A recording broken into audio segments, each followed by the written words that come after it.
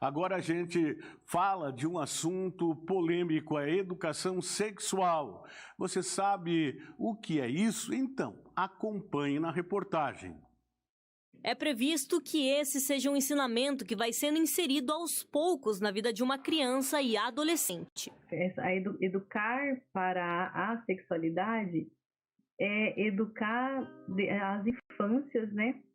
Há uma luta contra machismo, contra homofobia, contra todo e qualquer tipo de violência. Respeitando aí, né, a compreensão de cada criança, de cada faixa etária, ela também vai conhecer que no seu corpo tem as partes que a gente conhece por íntimas.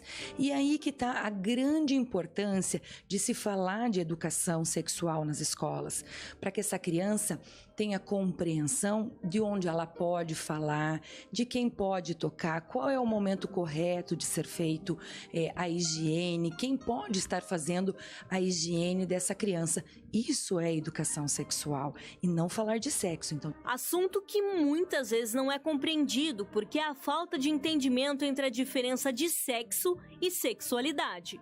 Hoje, a educação sexual tem ganhado mais espaço nas escolas. Falar sobre educação sexual é conversar com crianças e adolescentes de forma didática, respeitando o tempo e a idade de cada um. Uma conversa livre de preconceitos e estereótipos.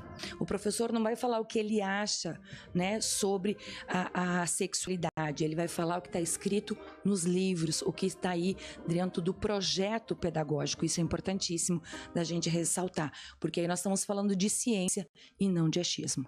Na infância, a educação sexual é para que crianças entendam sobre seu organismo, limites e saibam identificar um possível caso de abuso ou violência. Já na adolescência, além dessas questões, é para que jovens entrem neste ciclo sabendo sobre o desenvolvimento do seu corpo. Portanto, a educação sexual trata de assuntos que interferem no dia a dia.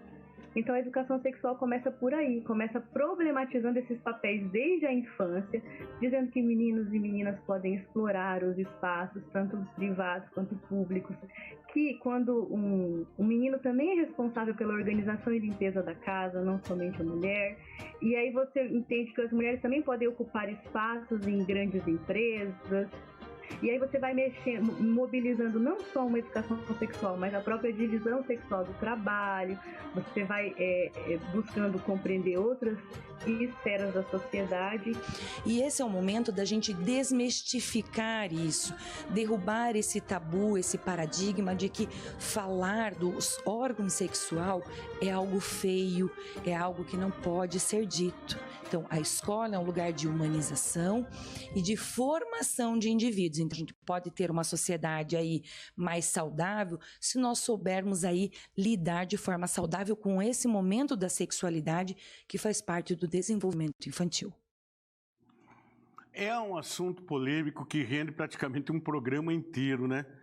E é por isso que os professores têm a semana pedagógica, tem tudo, e cada fase, cada idade tem um tipo de caderno, de livro, né, que ensina, que sabe abordar a forma sexual falando, porque a criança precisa aprender, o adolescente, o pré-adolescente, como chama, tanto faz, 11 anos, 12 anos, por aí, 13 anos, porque tem pais do Brasil inteiro que não admitem isso. Às vezes eu fico assistindo o Siqueira Júnior, ele coloca lá no telão, tem um vídeo lá no programa dele, muita gente já assistiu, e ele fica mostrando as partes, como é. É claro, eu concordo, cada idade tem que ter uma abordagem, de maneira que o aluno entenda e...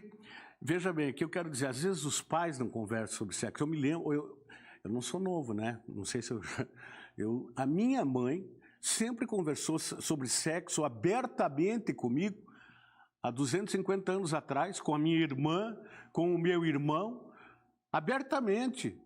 Então, você erra se você quiser. O que a gente está vendo aqui em Paranaguá? Muitas meninas mães, criança tendo criança. Menina de 12, 13 anos grávida, e a avó posta no Facebook, ai, você é vovó. Coisa linda, faltou educação.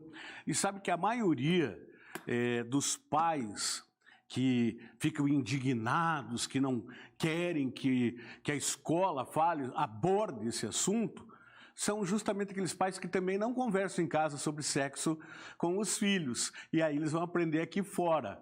E aí levam de presente um netinho para casa. Às vezes 2, 3, 4. Esses tempos atrás, veio uma menina aqui de 17 anos de idade com 4 filhos.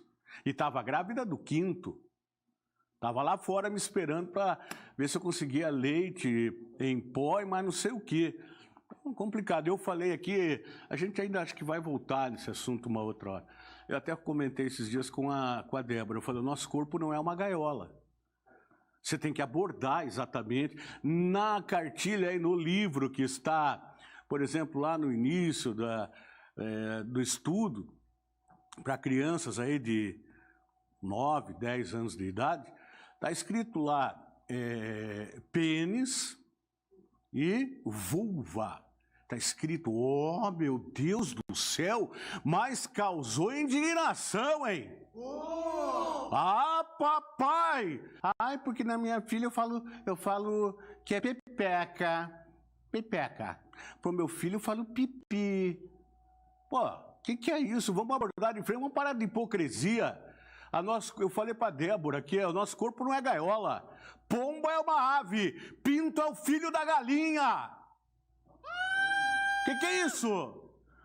Pelo amor de Deus, ai meu Deus do céu, tudo, e daí, quando acontece a tua filha chegar grávida em casa, ou teu filho engravidou alguém na rua, porque você não falou, e daí você é tão hipócrita que não deixa o professor falar, e isso é no Brasil inteiro.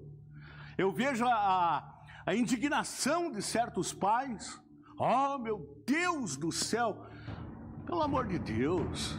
O que mais que chamam a gente? Peru. Peru é uma ave. Né? Agora, fale com teu filho e com a tua filha abertamente sobre sexo. Explique como é que faz. Ah, porque a cegonha vai trazer. Vai trazer. A cegonha que vai trazer. Tem até a hora que ela vê o cegonho. Né? Lembra que tinha uma novela que falava do cegonho? Então, o cegonho voar.